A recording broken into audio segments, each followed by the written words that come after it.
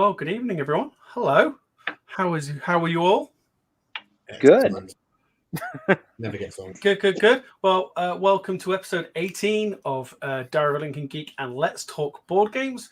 We are live streaming across Facebook, YouTube, and Twitter. And today we are chatting with Eduardo Baraf from Pencil. The teeth failing. Oh my god! Pencil teeth failing. Where's that? It's up on Pencil screen. First Games. Yep, that's it. Yes. Yes, Pencil First Games. That's right. How are you? Great. Yeah. Now, for anyone who is not familiar with yourself, can you just give us a very kind of a little brief introduction, a little bit of background about how you got into board games? Because let's face it, we're all watching the show. We all know board games, but It's true. you know, what kind of got you into it at the start? Sure. So as a kid, we certainly played games as a family, though typical to a lot of the Americana games of the '80s. So you have like Trivial Pursuit, Monopoly, Scrabble, Stratego. Yeah. All of that range of titles. But we like playing the games as a family, or Risk or whatever. But that was pretty much it. But certainly no hobby type games. And I've had the good fortune of working in video games or technology my whole career. But it wasn't until I was working at a company called Mind Control Software where that sort of community of folks was into games, and that led into like Catan and Small World, and then extending out the Bang or whatever the late '90s, 2000, early 2000 type of popular sort of entry gateway type games, and then going deeper and deeper. So that was sort of how I got into it. But again, certainly on the video game side, I played plenty of video games, and I think we all did. yeah. And so it was sort of those two communities and friends and coworkers where I started just playing more and more and getting, starting to buy my own games, getting deeper in the hobby. It wasn't until much later when I was doing the Liftoff Get Me Off This Planet Kickstarter, which is Pencil First Games' first Kickstarter, that I was sort of introduced and became aware of the board gaming community at all, like BGG or Facebook groups or anything like that. Like, to me, board games was the thing you did with people in person, with friends, not something that was, sort of socially connected outside of the immediate groupings. And then sort of got deeper and deeper into that once I was introduced to that. So that's the nice quick summary for you there. Yeah, no, that's really good, because I think a lot of us, got used to games like you said, Monopoly, Pictionary, all those kind of traditional kind of games you play as a family. But what was the first game that was kind of outside of that original set that got you into modern board gaming? What was your gateway? What was your gateway game? I think in that context, I would probably say Small World. I may have played Catan first, or we had a bunch of other games we were playing at that time, like Notre Dame, or just like all the games. I should have come up with a list, but it starts with an A, by Queen Games. Just that whole time period of games. But I think Small World was the one where I was like, let's play it again. And so yeah, that was certainly it. But I enjoy gaming of all sorts. I'm also somebody that doesn't look back at those fun games like Monopoly or Uno or whatever and throw them under the bus at any opportunity I can. I think we do that. No, we don't do that at all. Boys? Perhaps, but I don't fall into that category of person. But so, from there it was just playing, whether they're party games or dexterity games. Certainly a really neat opportunity. In addition to Pencil First Games, I have sort of the Gaming with Edo YouTube channel. And as part of that, I started doing board game reviews, and in particular Kickstarter previews, and that, forced my range even wider. And you get into a lot more experimental things, and some games that are better than others. But so I like new and different experiences in playing, and so I'm pretty easy to please when it comes to games.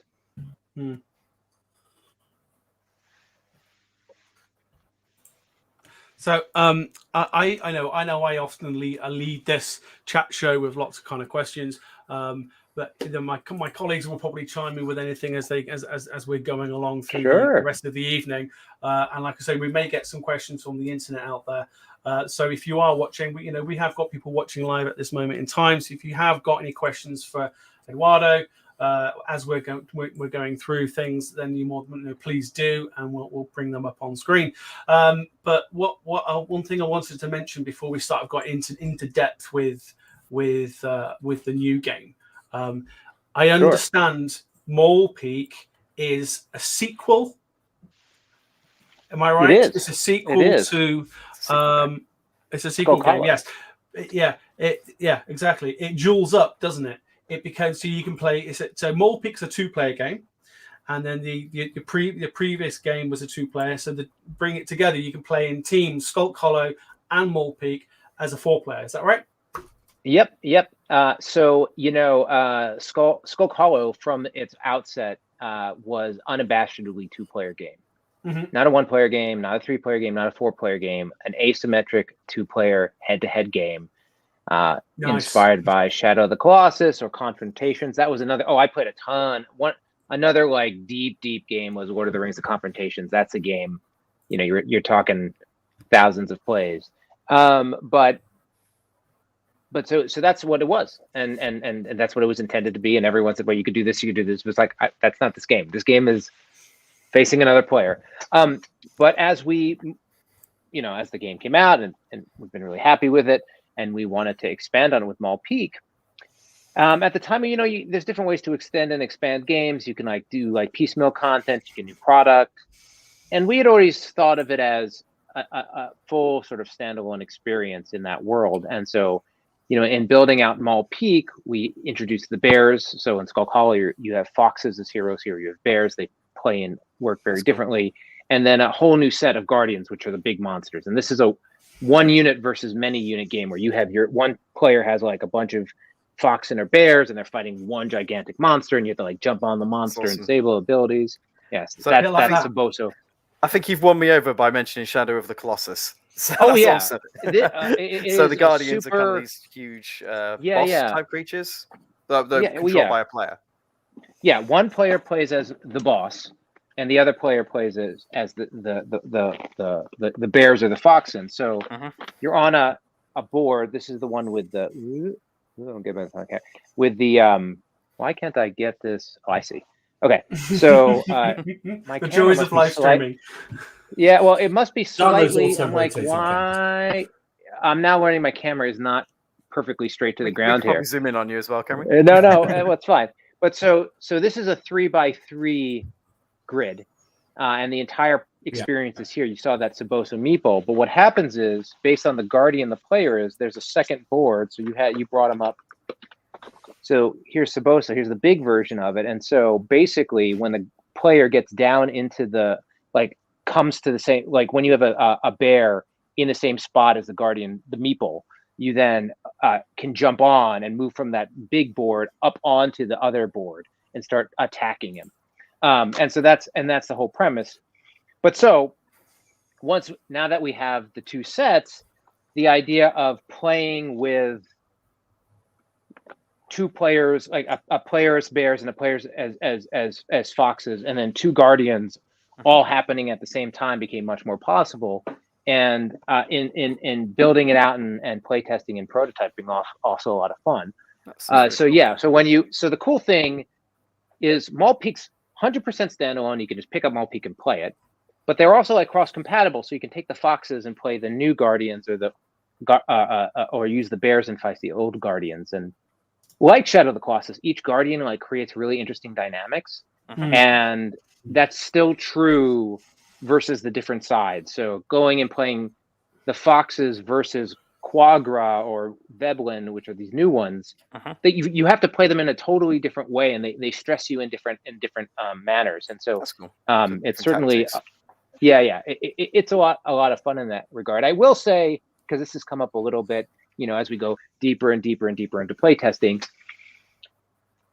Maul Peak is like, I don't know if you have a rating. It's not a way to say it, but like, building out on Maul Peak definitely had us looking at what we had done in Skulk Hollow and finding new areas and new ideas, right? And so inherent in that, the bear you see on the box of Skulk Hollow, Grak, he's that first intro character for the Guardians, and like he like has like a smash hammer and a laser beam, and that guy on the left. And like when you play with him as a new player, you're like, oh, I walk up and I hammer and I shoot and I hammer and I shoot, and then the foxes sort of get that. The sort of larger hulking creature who you start with in Maul Peak is Saboso, but he's got a couple more things going on. He can actually freeze characters and bring them into his chest and trap them. So it's cool. Interesting. Yeah, it's interesting in that like it's not like a full step up, but there are elements that play very differently between the two. So it's interesting to see players who play Maul Peak first, which I now have the opportunity. This is a prototype. Now have the opportunity to see. And play testing and other earlier prototypes. But then you have the folks who are very familiar with Skulk Hollow, and it's just a really interesting. It's a very interesting way of design and developing. I laid in about a week. I don't know. This is live, so this is now. But in about 2 weeks, yeah, in about 2 weeks, we're gonna Keith Mateka and I, the designer who also runs Thunderworks Games and role player and cartographer, great, amazing guy. We did a video 2 years ago about asymmetric product design and game design, and we're going to do another one. We haven't filmed it yet, but we're going to do another one talking about like how you extend and grow from there and like sort of expand off of a game base. And I think it'll be interesting. Oh, there's a question here too. Yeah, there is a question. Yeah, question for the public. Yeah. So. Oh yeah. Soft plan, hard plan. Absolutely. The intent in the product space and in the sort of narrative and some of the elements within Skulk Hollow and Maul Peak is the idea of the rats and the mice and the rabbits, bunnies. So it sounds really cool. You're making like an expanded universe, so you can just kind of introduce new factions. Kind of for sure. I think there's a reasonable conversation on whether like it would have been better just to do the piecemeal, like, oh, here's a new Guardian, here's a new Guardian, here's a new Guardian. Yeah. But I don't know. I like the product experience. We extend the narrative a lot. There's some other neat things we're doing. Actually, this is super. Not many people have seen this. So for the exclusive. Oh yeah. So for. Oh, I can leave it up for a couple more seconds. So this is Runes and Runes. So basically, as I've said, I didn't say this, but Maul Peak is based. There it is. Look at you. Is based in the world of Boar. That's like the story space. And as we've been building it out, we've spent a lot of time looking at sort of the narrative and the universe or whatever. And one of the things that came up is, everyone does, Pencil First Games historically does make a lot of solo experiences. It's, most of our games have solo modes and we try to do a pretty good job at them. But, Skulk Hollow is a weird game in that we've gone down lots of solo. We did some really robust testing and building. You end up in this weird spot where either you're saying you need to make solo for everybody, and you want that solo experience to be really good, and the Guardians play so differently. It's such a dynamic tactics game. It's such a like, what's your hand, what's happening, that as we built that out, then suddenly you're like, okay, well, then basically you want to make a solo for everyone that's totally unique, and then that you have to like double. It's like this huge production thing, or you're like, no, let's make a solo Guardian, which we did. But then you're like, but the solo Guardian is so cool. You want to make him a multiplayer Guardian. Why is he a solo Guardian? And then actually, like, what would it be in this universe? And so there's like a whole another big track on what a solo experience is, which is sort of separate. But while going through all this, what we ended up doing, which is really exciting, is we made this solo adventure experience, which is this is part of the Kickstarter for Maul Peak. It'll probably retail for $10 or $15 from my site, but it's just like a free add-on if you back the Kickstarter. But what it is, and you showed those pictures, is it's a choose your own adventure type of experience where you're working through and it's lots of this is all sort of narrative story, but you have this sort of legacy, name your character, and as you play, it's actually a bunch of scratch off. I don't want to nice. reveal it all because it's single use, but you have decisions you have to make, and then as you make them, you scratch off the results based on that, and as you do, you end up sort of finding out if you're following this Arctic fox from Skulk Hollow up the mountain to Maul Peak, which is where the second game. So sort of like between the two. So it adds some story that is missing. But we have the choose your own adventure scratch off. There's some like really sort of unique scratch off puzzles in there. But then what happens when you get all the way through it is you end up you've sort of built out the backstory of this Arctic fox. You've named him. He has some honorifics, but then also you'll have identified some abilities that he has, and then you're able to essentially, you could get rid of all the scratch off, you can keep it, whatever, but the character and the ability card is something that you can then use and play within Skulk Hollow or Maul Peak. I like that. When you're just playing a normal game. Yeah. So really fun and neat. I mean, it's not, for somebody who like mechanically wants to play, and I know this is disappointing to some folks, who mechanically just wants to play Skulk Hollow out of the box or Maul Peak out of the box, fully single player, that experience. It's not that. This is a different narrative solo experience that's enriching the world and then adding play for the multiplayer game. All I would go on. All I would say is a proper single player experience is also something that we actively look at and are discussing. It's just not. I think it'll exist in its own right properly, as opposed to something that doesn't feel like the way we're not happy with it as part of it. Yeah, I mean, with everything that's kind of gone off in the last couple of years, let's face it, it's not been the nicest of situation across the world. And with the board gaming industry has been what it has been in the last couple of years, it's just exploded. And more designers are coming up with games with solo player experiences. And people want it. I personally, I'm not a fan of solo play games. I wouldn't actively play one by myself, but there are others, a part of our team, that do. I'm a big solo gamer. I think the idea of a solo gamer that kind of sets the story between these two games is really original as well. So I like the idea of that. And and Jessica Walker, who works with Pencil, she's huge into solo. I mean, again, we as a company do a ton of solo stuff. I only want to make games, solo, multiplayer, whatever, that I think are great. And we just in digging down. I mean, we spent a lot of time digging down that hole, and it just never landed at like where I would be like, let's do this. But I think we have a lot of. I think it's in the future. I just don't. I don't think it's. I think if somebody wanted to go through and on their own make like a solo deck for every single Guardian, it just, we couldn't get to a place where it was like, this works. And so anyway, but we like solo players. It's just, that's why we did. I play multiplayer as well. It's not just solo. I just want to point that out. Yeah, for sure. But no, it looks great, and I love the theme. I'm really big into like the stories behind games. I always like games with big like thematic moments. So this sounds pretty cool. I'm just looking at pictures as well, and the art is fantastic as well. Yeah, Dustin really Fast. great. Yeah, he's incredible. We've talented. Actually worked together on a number of games, and we worked together at Disney back in the day. But it's an interesting story with Skulk Hollow because I worked for Disney Mobile and online games, did he. But so not like animation cartoon Disney, but game Disney. But it was still cool as well. Yeah, and I don't mind. But so one of the interesting things here with where we landed on Skulk Hollow is, so Keith. So like the real quick story was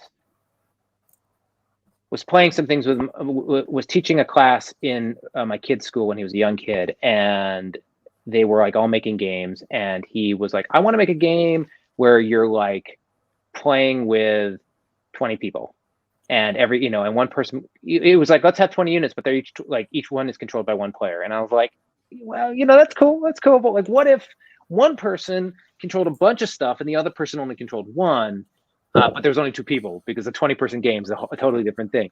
And we were talking about it, and I'm a huge fan of Shadow Colossus, just in all ways. And over a break or something, I was like, I want to try to make this asymmetric game where it's one versus many in the board. And I had an early version, which was like very true to where we landed, with the diamond board from the confrontation, the creature board jumping between them, all those things.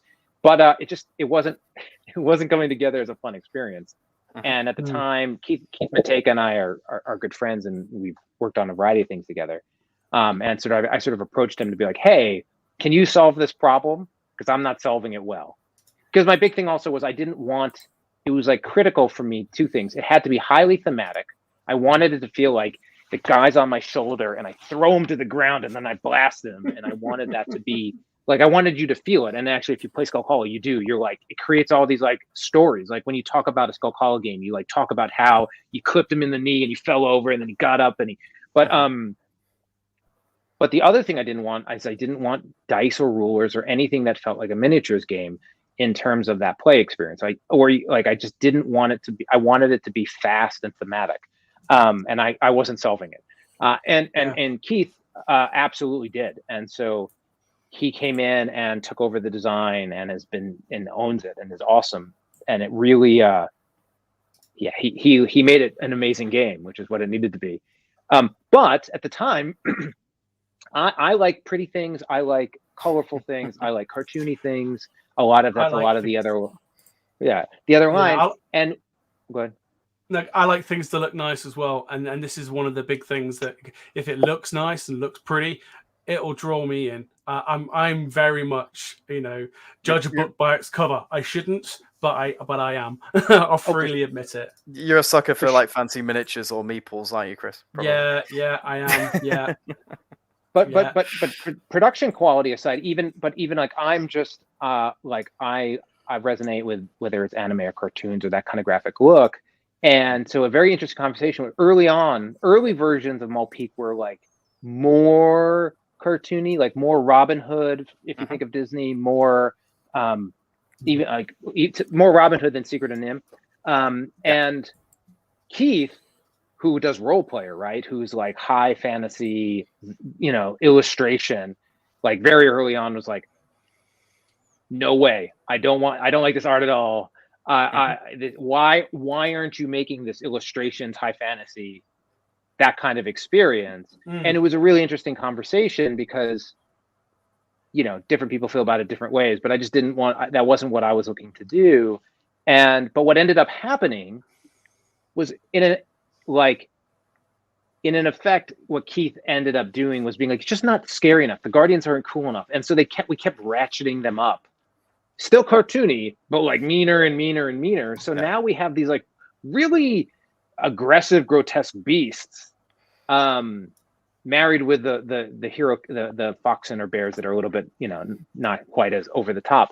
But it took us to a really nice mixture of still being in that colorful cartoony, but with a level of detail and a level of sort of,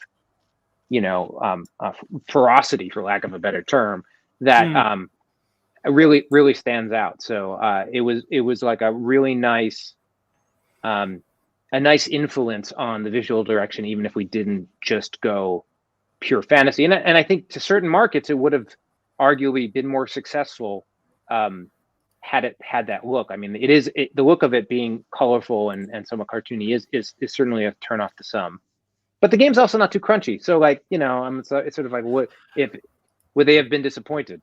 I don't think so. I mean, I look at the artwork and I get inspired and reminded of some of the classic kind of cartoon animation design from novels and stories by Brian Jackson, Red Wall. I was just thinking Red Wall. It reminds me of that. Yeah, very much so. And it's nice, sometimes it's that nostalgia that you want to get you that appeal. But while being still appealing to a newer audience as well. So no, it's very important.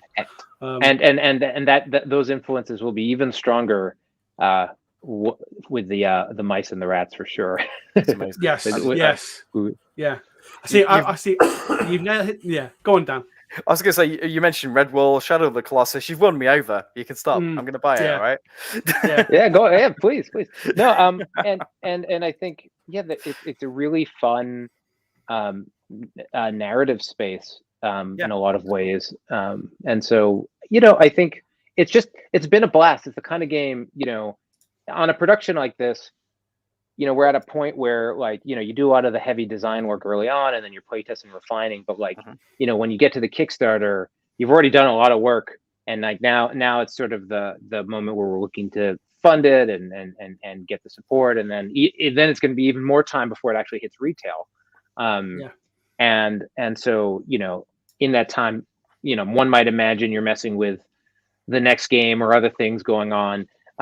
But it's been really awesome, because we just got these prototypes, which are really, really high quality prototypes. And so it's been a great opportunity to play it again, using sort of the final and new players, and just getting more play tests in. Your prototype looks great. I mean, looks like a reasonable sized box that will fit on anyone gamer's Calyx shelving unit quite nicely. yeah, for sure. It's actually there are a couple things so Skulk Hollow was our most successful Kickstarter, 3 years ago, and unlocked 10, 15, 20 stretch goals. But one of the interesting things, if Skulk Hollow has a certain size meeple, or each of the units has its symbol on it, or whatever variety of improvements came through Kickstarters, stretch goals rather, you can't. I mean, you can do whatever you want, but from my perspective, it's if I'm going to make a game that's literally sitting next to it, where I expect you to mix and match pieces, it'd be really weird if one was at this quality bar and the other one was at this quality bar. So when we were coming at Maul Peak, and this will be reflected in the Kickstarter, it's basically stretch goal inclusive. I still list them because why not? But it's hey, the goal here is to make a game that you can literally combine play. So it has to be at parity, or it's just going to be weird. And so as part of that process, I needed to make sure everything in the prototyping and building out phase was going to really stand side by side. And I don't have it right next to it, but the box size, the logo, it's really meant to be two in a series. It's not a standalone, totally new. It all reflects back on the product line very closely, which is critical. Sounds really cool. Well, so aside from the theme, sorry, Chris, if you've got a question. Go for it. The theme sounds amazing and the artwork's great and stuff. But in terms of mechanics, what would you say is it a deck building game? Just for someone that doesn't know anything about the game, what would you describe it's a tactical game that I would say is a little. I'd say a deck cycler, which is a little bit different than a deck builder. But it's very straightforward. Dual action cards, but it's very straightforward. One player is the Guardian, one player is the Foxen. Each has their own mechanics within their own intrinsics, but basically their own deck of cards. You have a hand size based on who you are. You have a number of action points, actions you can do. And then your cards you draw are dual action cards that might have movement or abilities. And what you're going to do is you just play your card to move. And they're basically cards that are shared between all of your units. So if I'm the Foxen, I'll have cards that can move or do a melee attack or a leap up onto the Guardian. And I could say, I'm going to use this melee attack or this leap with that fox or that one. And I might have a card that says missile attack, like arrow, but the only Foxen on the table that has that ability icon is the archer, so I can only use a hit there. Guardian, let me take it out and show you, but the Guardian, the way they work, same thing, same type of cards, and I will show it to you because it'll help a little bit. Sorry, I had to pull it all out here. No, it's all good. So, yeah. Each one comes with their own little tuck box, which you had, and in that tuck box. So this was a stretch goal, right? But this is a stretch goal that's in Skulk Hollow. So here's that Guardian you just saw there. But then they all have a deck, and so each deck. So this is Sabosa's deck. So you're going to see again on this camera, but movement or an ability: whack, trap, gain power, trap. There's probably frost in here somewhere. Let's see, quake, And so each of those abilities for the Guardian, and so the Guardian, I only have one unit, and then I'm using these abilities. But like if I take Saboso, you'll notice that those abilities are on the Guardian. Quake in the legs, Frost from the mouth, Trap on one arm, Whack with the other. And so, as I said, the Foxen jump on, or this is the Bears, the Grizzer jump on, and they're trying to take out all the hit points. If I kill all of them, I win, right? So they're just trying to knock out all these hearts. But if you take out a location, sorry, this camera, but if I take out these Quake hearts and these Quake hearts or heart, this character can no longer use Quake. So you essentially are disabling that ability. Now Guardians can mend and things like that, but basically you're trying to tactically knock out parts of the Guardian as it's running around. So as a Guardian, I have this. We both have a deck of cards. We have a hand, like I said. Different. Saboso is 4 cards and 3 actions, but another character might be 6 cards and 2 actions, or whatever.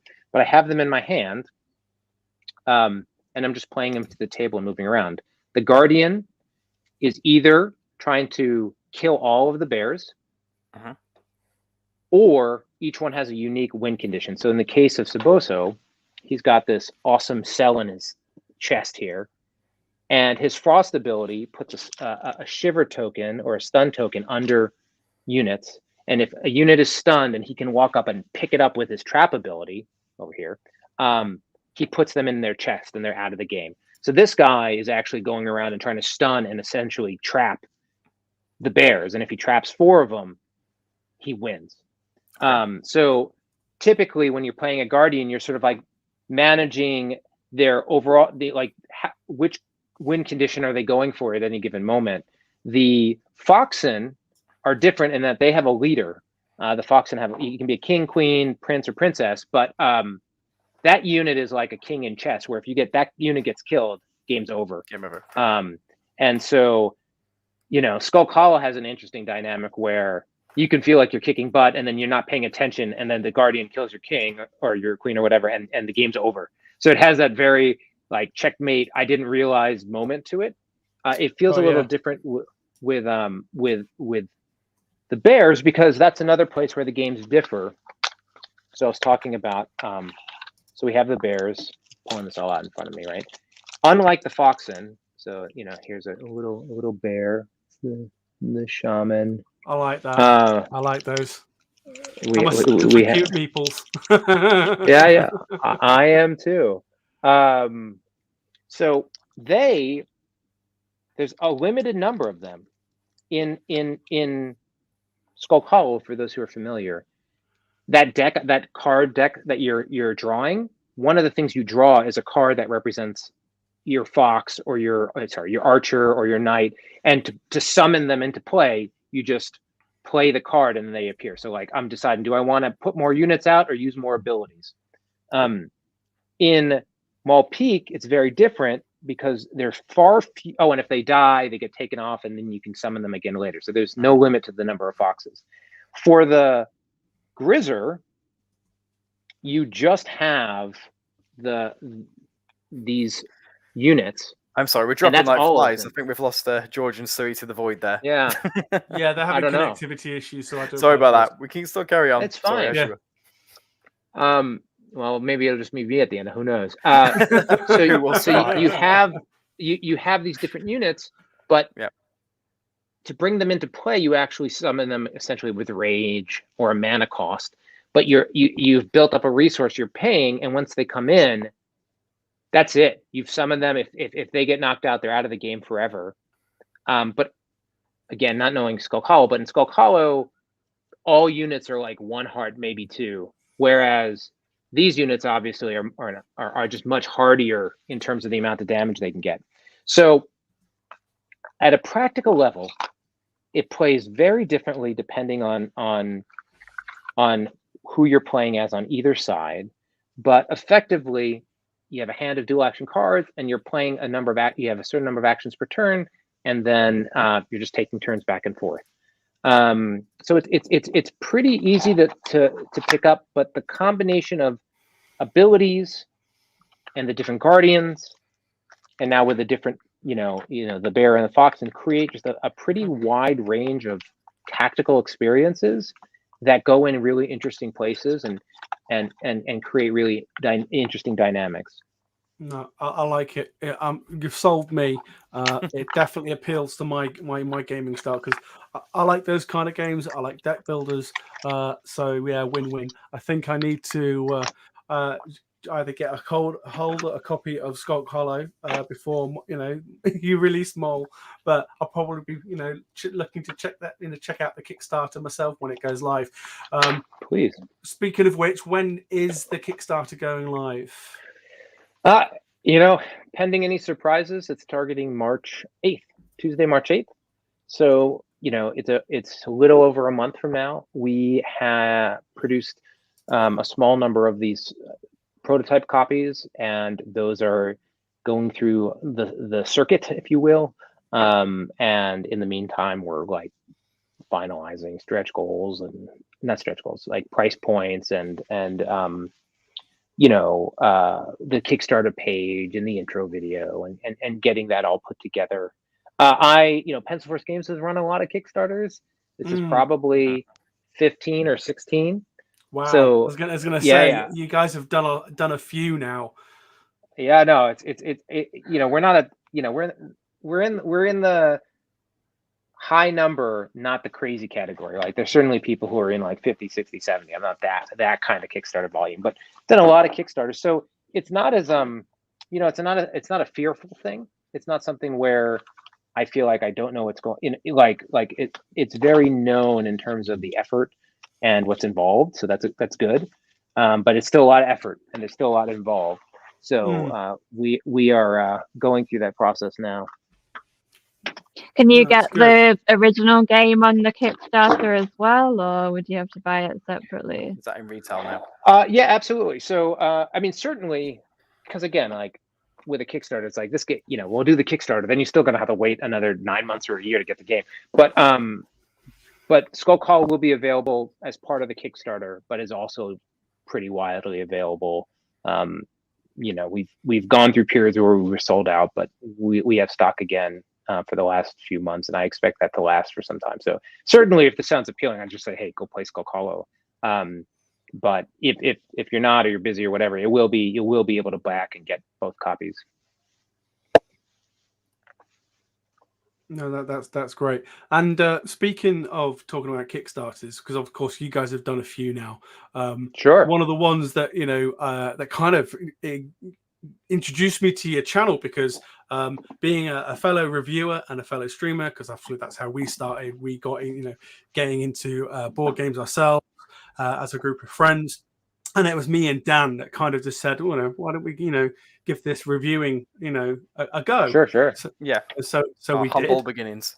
Humble beginnings, and it really kind of took off for us. At the beginning of prior to COVID, really. And then we all just like we want to talk about board games. We were getting together and talking about it on Facebook, and it's just kind of exploded and blown up. And it was your Kickstarter for Floriferous. I can never know if I can say if I'm selling it right. Is it Floriferous? Or Floriferous? I mean, you have your own accent. I'm not sure, but yeah, I would say Floriferous. Floriferous. Flora, right? But it's herbaceous or herbaceous, depending on how you pronounce it, right? I mean, herbaceous even look good as well. I mean, you got some great titles. And with those experience, the most recent experience with Floriferous. Yeah, I said it right. Yeah, you said it fine. You got it. Yeah, I got there eventually. Floriferous. Yeah, try saying it 10 times really fast. No, I'm not going to do that. But with that most recent experience with Floriferous, would you change anything? Was there anything you'd redo with that? Or anything that happened with that have made you go, we're going to change that scope or tactic with Maul Peak? I mean, a couple things. I would say, I mean, that Floriferous happened during the period in which the shipping freight cost exploded. Mm-hmm. And it happened during the time in which mail shipping and costs exploded. And you know, historically speaking, I actually on the YouTube channel do like a what I did differently. I do for each Kickstarter we've done to help. But for sure, like I generally don't like the charge shipping later approach. Over time, it's become far more prevalent, and actually even to the point where even backers are like it's their preference. Not necessarily everyone. I still when it happens to me, I'm like, why am I far prefer the other approach, but the scale of unknown and flux is so high. Like not even just with that shipping stuff. Like in shipping Floriferous, there was just like, oh, the standard mail package that was $8 or $9 that I said, okay, maybe it's going to go to 10 or something, turned into 15. That's like a really big shift, right? And so that's something I'm certainly considering, which is to say, considering not including shipping during the Kickstarter and doing it as part of a pledge manager after. And then, so that's one thing. Another thing,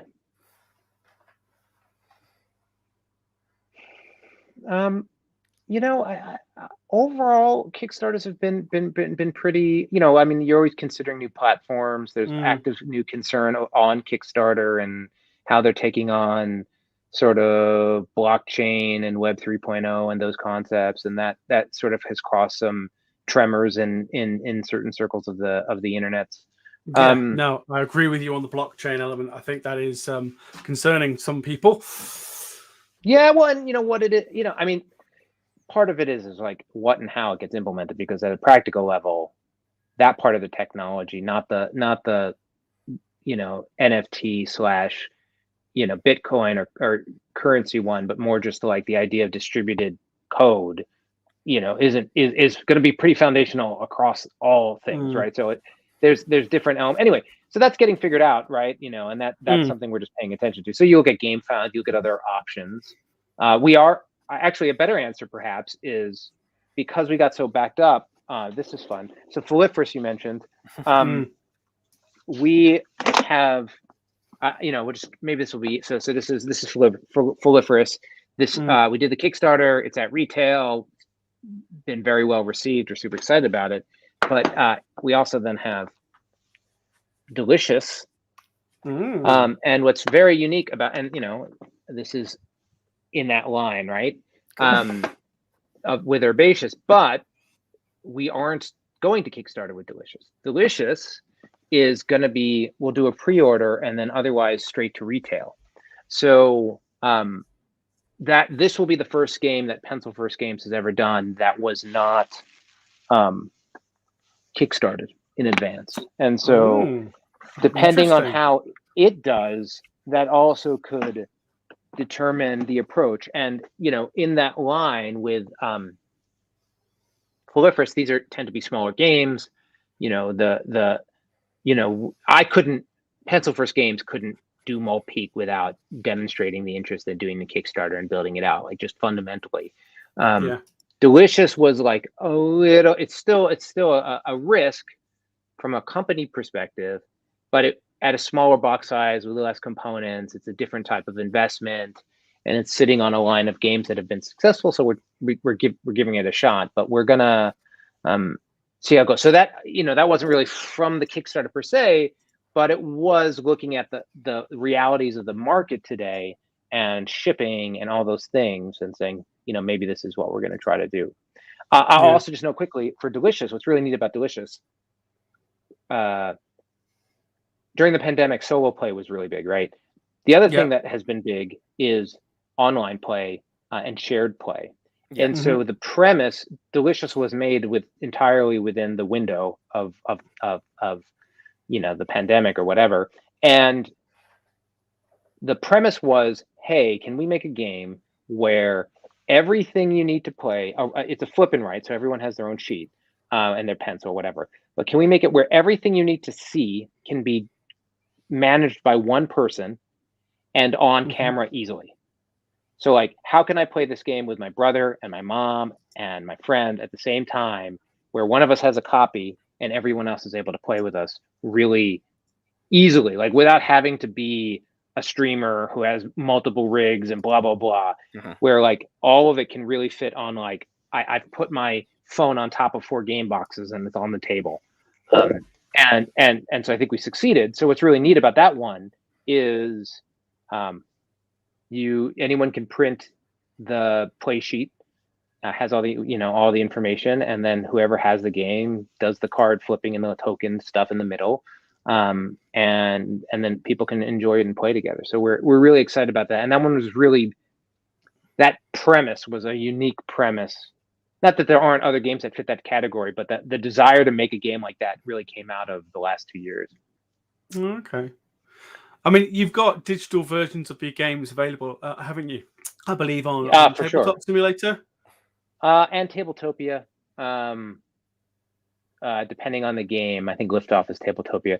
But it's something that there have been independent efforts on various platforms over the years, but we wanted to make some nice editions of them. So Mike Belso actually did a really fantastic job building those out, so that they do a little bit of the game logic and a little bit of clean up and set up and help out. But those are really for people to enjoy, who look for that type of play. Certainly the desire for that, has been high over the pandemic.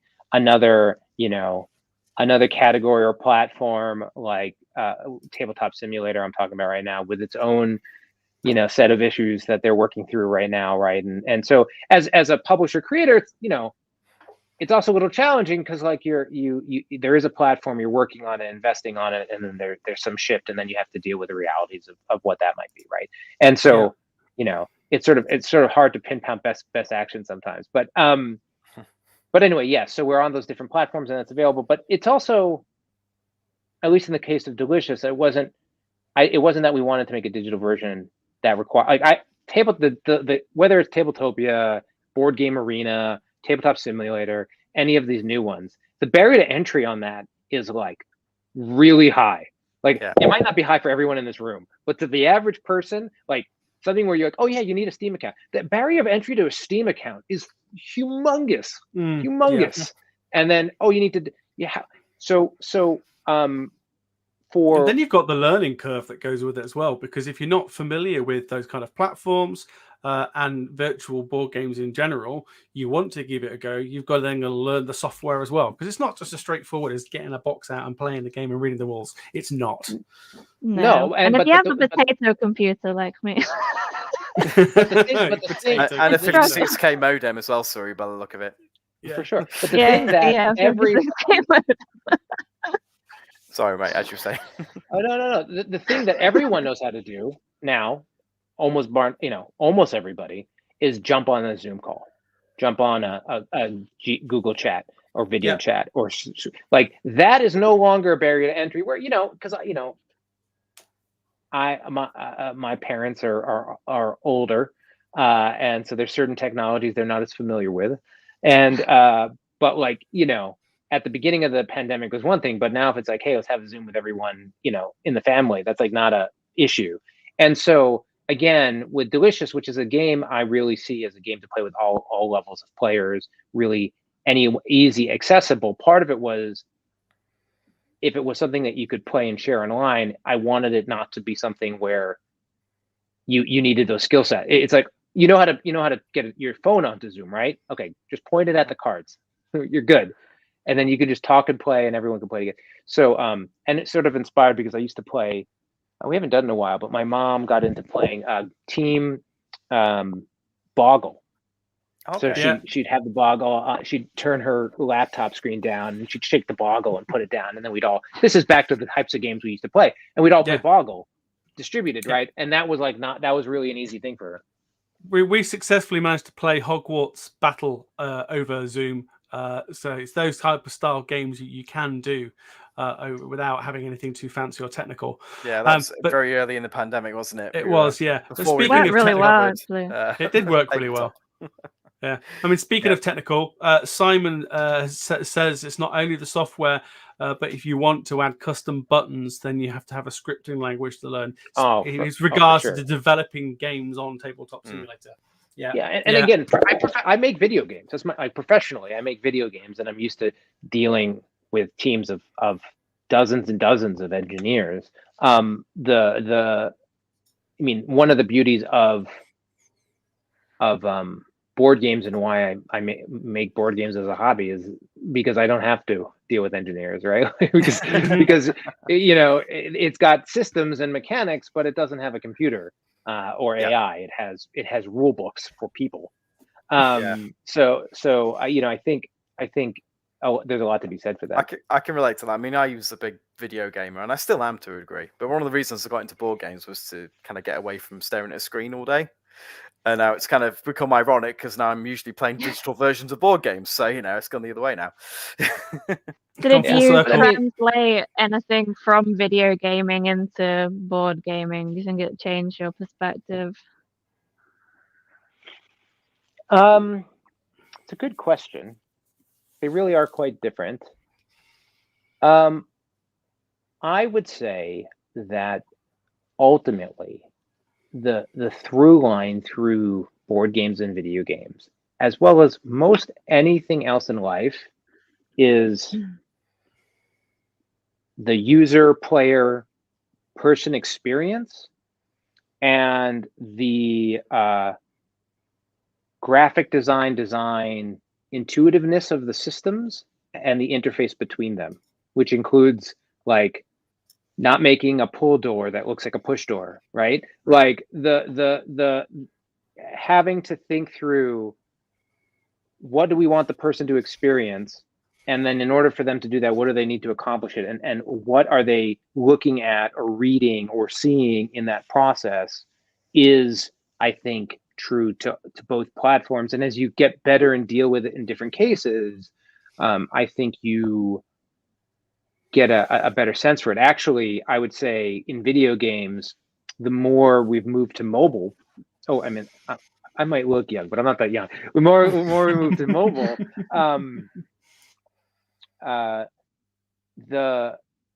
that changes a lot and actually got closer because people are now using fingers and like much more touch screen, much more hand tactile things. Whereas, in some ways, if your user interface is a joystick or a controller, they either know how to use that device, that tool, or they don't.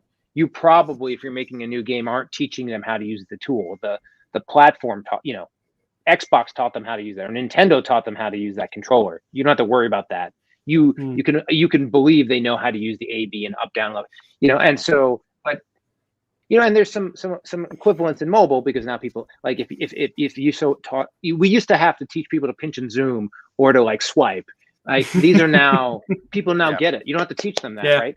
But you still the iconography and all of that is a big part of it, and I see that's true in games, and the idea of funnel and user flow and where they get to and when they get confused and what does that feel like, and all of that stuff I think is universal, again, to this, or whether or not you're like turning on your TV or driving a car, right? Like don't if you're driving a car, don't put I'm going to say, we'll put the steering wheel on the other side, and depending on where you live, right? But like, don't, if you're making a car, you're not going to be like, hey, let's have the thing to move your seat instead of like being at the bottom of your seat or to the left of your seat. Let's put it above you. Like you can, I'm sure, but then like that's not where anyone's going to look first, and then you'll train, and then why did you do that? What was the big win for doing that? Did you feel smart, so I think those types of truths translate well between them, not specifically like you not one-to-one, but just conceptually they translate well. I mean, I think Simon's joined in a little bit later because he mentions here that with your comment that we're slightly being averse to AI, would your games ever have a solo mode?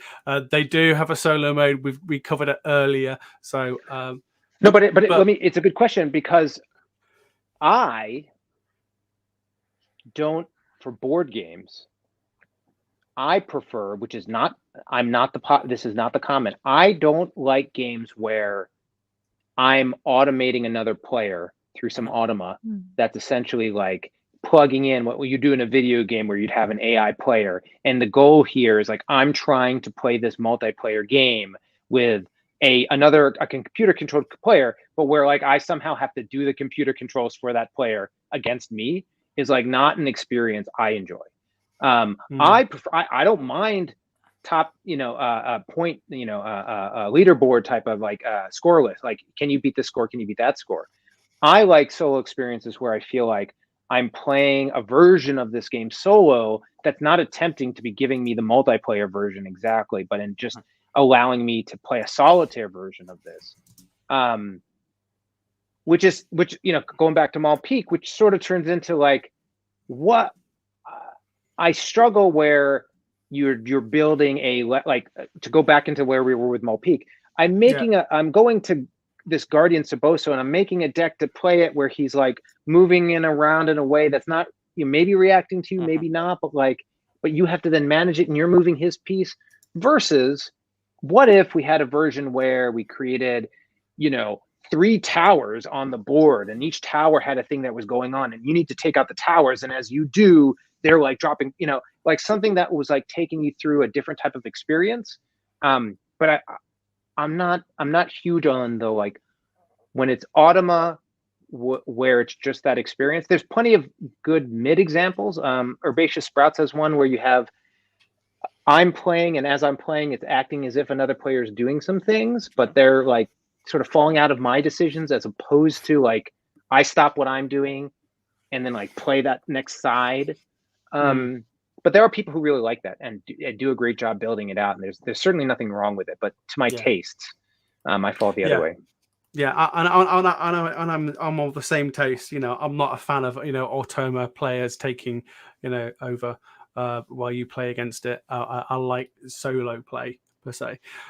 Yes, that was my cat that was on screen. I do apologize. She knows no bounds. She is not shy to the internet. Is Tabitha? Sure, shouldn't be. Your little flirkin. She's unhappy. The little flirkin. Yeah, she's not happy that I floored her right now. I'm gonna get scowled at. You're gonna get swiped. Yeah. She will remember. Yeah, she will. Yeah. So if you expand the universe, if it's like mostly 2-player now, will there be options for more multiplayer, or are you sticking with 2-player as its heart? For sure. Earlier to that question, when we talk about like that vision of these 4 different games with these 4 different races in that sense, I things can change, but those are squarely 2-player asymmetric games moving through that set. What is nice is, hey, we have this opportunity to combine them and then create this like sort of battle royale experience. Like, that's cool. And who knows, maybe once we get all the way through, if everything goes well, you can put the 4 boards together or do something crazy. I don't know. Yeah. But actually for me, I mean, it's cool for me to an extent, though, is like I'd rather find a moment where I'm inspired, and these come up in different places or talking with folks about, separating out the experience, right? Like, what are these games outside of the mechanics? They're highly evocative thematic games with sort of lighter tactical play, really pretty meeples, really cool looking meeples, and a certain grandeur of scale, but small footprint in front of you, so to speak. Like it ends up filling your table, but it's not filling your table with like a Euro style bazillion pieces. And I think that is something that will translate to other places. Like for a while, I don't know if you're familiar with Akrotiri, which is a cool 2-player game. But it involves you like filling this map and moving around and pick up and deliver game, but with runes and stuff. But like it has a really cool sense of world and space and some cool meeples. So like thinking about like, well, what it would be, if you had an adventure game in this space, like what would that mean from a component standpoint? What would your cards look like? I think actually Keith, he's too busy now for me to get much of Keith's time, but Keith has done a really powerful job looking at his universe with Role Player and extending it into different products that have very different feels, but cohesively lean together in really nice ways. I think Role Player Adventures is a really great example of saying, like, what can I do with dice manipulation? And Lockup's a really good example with, like, how can I do a totally different game but roll it into this universe? And Cartographer is still another. So I think this is a universe and character space I very much enjoy, and look forward to continuing to build on it. But it's not like we've done a ton of games, right? We had one that's done really well. Yeah, we have to do this one, see how it goes, and they're not fast. Exactly. They take a long Watch time. this space. It's an exciting time for Pencil First Games. Yeah, well, look, I would say I'd love to continue chatting to you, but we've actually come up. Time has gone really fast. Yeah, it's gone really fast. Yeah. That hour is just flown. I want to say thank you very much to for the the people that have been online and asked some questions. The stream is there and available for rewatch. We get lots of replay back. Sure. If you've got any questions and you want to go check out the game, of course you can check out the Kickstarter link, which is trundling across the bottom of your screen right now. And of course you can also go check out Eduardo's the website, which is pencilfirstgames.com. So everyone can go check out all the lovely games, because you've got some lovely titles on there. And thank you. Yeah. So hopefully we may be able to get a review copy sometime of Maul Peak, so we can pull it apart for you. I'm sure we won't pull it apart. No. I mean, hey, Skulk Hollow had good reviews and bad reviews, right? Like, not for everybody. No, it's not for everybody, and we pride ourselves on giving honest, good reviews, and that's what Diary of a Lincoln Geek's about. But no, Eduardo, thank you so much for coming on the show. It's been an absolute pleasure. Thanks for of course, no, it's been absolutely wonderful. Of course, if you're out there watching and you've enjoyed the show, please obviously do check out the website. We've got weekly articles that go out on Fridays. We have a bi-weekly podcast that comes out like I just said, bi-weekly. Get your geek on. And of course, we have the live show, which is Let's Talk Board Game, every month. Now, next month, we are going to be chatting to, if I remember correctly, I'll quickly check the website because I'm going to get it wrong if I don't get it right, and people will tell me off. We are going to be chatting with Zebrafish. We're going to be chatting with Chris and Devon, and we're going to be talking about their project that they're working on. So it's some print and play projects, so it should be quite an exciting chat. Yeah, so do come on and check that out. It's on the first Thursday of each month at 8 p.m. like clockwork, unless something comes along like sickness and poorliness. Something that stops the world. But no, it's been great. Thanks so very much. And it's been very interesting talking to you. Thanks for your time. Yeah. Awesome. People have enjoyed listening to you. So awesome. Thanks so much. Thanks for joining us. Take care. Cheers. Bye-bye. Bye-bye. Bye.